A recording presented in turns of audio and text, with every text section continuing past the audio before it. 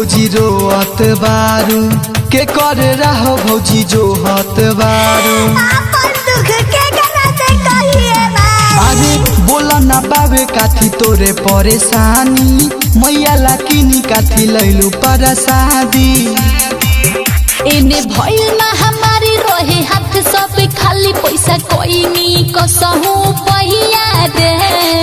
अरे काहे भौजी अरे काहे इतना रोता रे? अरे काती कोई कर्जा लेके खोल रही छठी मैया के प्रसादी किने।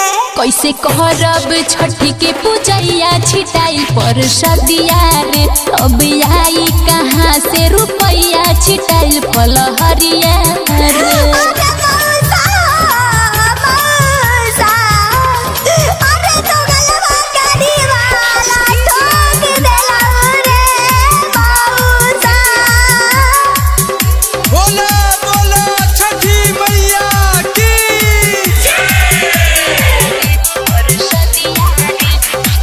अभी तो सैया के बाहर पे ठैनी बोले ले अभी हमें कुछ ना कमाईनी।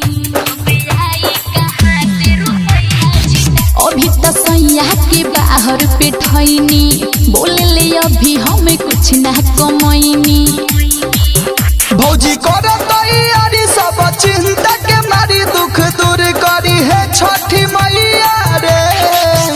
अब कैसे तैयारी करी है बबुआ एक कोरोना में सबके हाथ खाली बा। अब के करा से कर जाली रे बबुआ। बुरा पड़ल इस साल के समैया छिटाइल परसादिया रे। अब आई कहाँ से रुपैया छिटाइल फलहरिया रे। अरे भौजी कौनो बात के चिंता मत कर छठी मैया के महिमा बहुत ही महान बा सब ठीक हो जाए।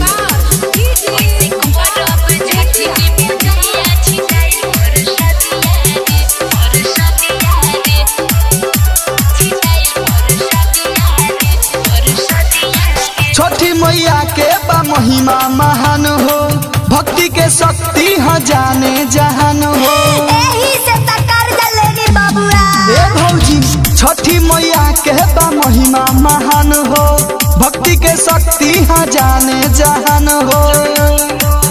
सुन दीपक ऋतिक राइटर पारे से ले रही कर्जा रुपैया रे।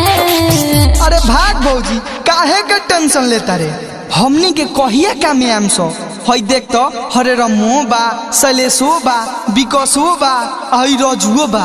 चल पैसा दिवा देतानी जाके प्रसादी खरीद ले। जुग जुग जिया ए बबुआ लोग छठी मैया तोरा लोग के सब सपना पूरा करी है। देत बानी हमनी के रुपैया कर छठी के पूजैया हो बस इतने तू मंगी हम मंगनवा की भागी जाए कोरोनावा हो। बजरंग रिकॉर्डिंग स्टूडियो अपहर।